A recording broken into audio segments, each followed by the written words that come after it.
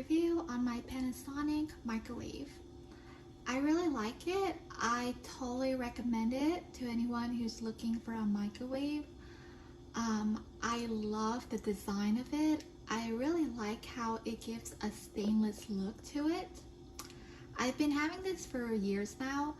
I have this placed in my kitchen counter, and it does its job perfectly well of microwaving my food.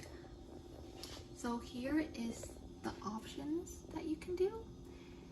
You can heat up the popcorn with this.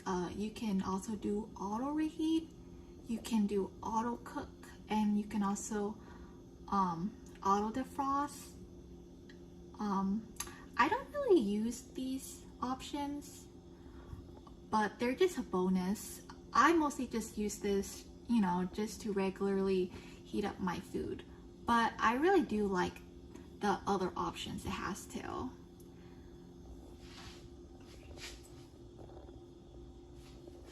Here's what it looks like from the inside. Yeah, I just mostly put my food in there, then close it, and then press how long I want to heat it up, then press start. Yeah, very easy to use.